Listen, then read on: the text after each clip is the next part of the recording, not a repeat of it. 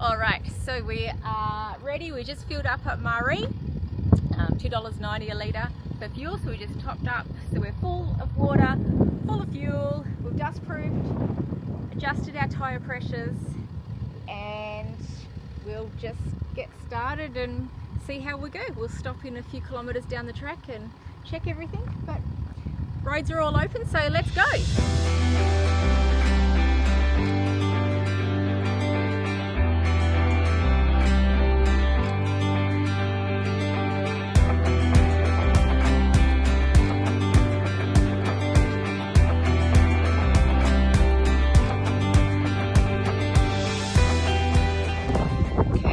Check 20 kilometers in, and everything is pretty much where it was. Door mats moved slightly, but other than that, pretty happy.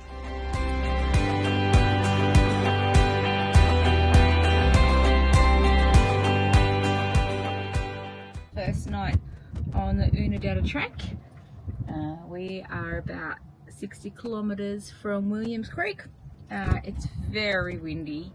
It's been windy all night. Not van shaking, but certainly wind has blown all night. It cooled right down overnight, which was good for sleeping. Flies yesterday were absolutely terrible, but they seem to have been okay this morning. Remote, desolate country out here definitely gave a appreciation for all of the men and gangs that lived out here to maintain the rail network.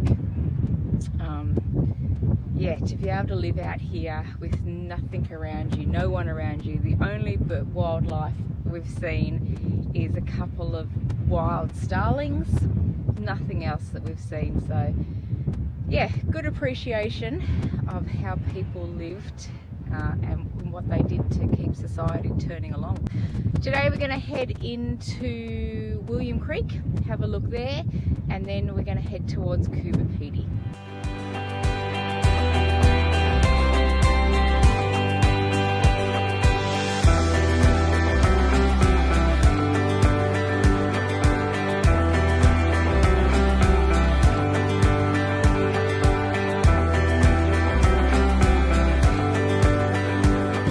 Showing you what sort of rocks to expect. You know, have a look at these rocks. They vary from size to size, but these ones are big rocks. So you're flying along, you're hitting these all the time. So you really need to get your under caravan protection and mud flaps all sorted, because they're just going to bust your tank.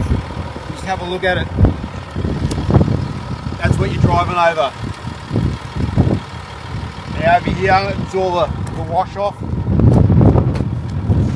It's all sand, but again you can see the rocks. Come and have a look at the back under here. If we have a look, yeah, that's what you're going to expect to encounter in some of the rough spots.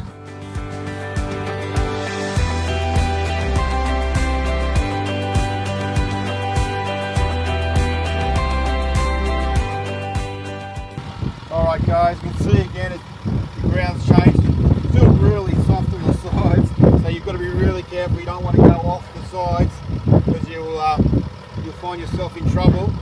But we come and have a look at the ground now here. The rocks are all pretty much gone. Now we're sort of pretty solid and compact. It's like it's still sandy, but it's still solid and compact. And that's what, 5 kilometres up the road? Yeah, just change. You can see now it's all smooth, no hardly any rocks. So you can go from one extreme to the other really quick. So we are now coming into William Creek, and this is where we're going to turn off the Oodnadatta Track. So what's your take been on the driving on the Oodnadatta Track? Obviously just driving to the conditions. Prepare the underneath of your vehicle, your car and your van, because there are some big rocks which will get flung up underneath your vehicles. So just drive to the conditions and don't go crazy. We sort of averaged 70 kilometres would be our average, and it changed instantly. It went from reasonable surface to corrugations, so Brett was constantly adjusting his speed as the road changed. And just be careful of the lots of little dips and little creek crossings, so you've really obviously got to slow right down for those, especially if you're towing. We have been averaging 22 litres while we've been on the track. We're pulling, our van at the moment is weighing about 2,900 kilos.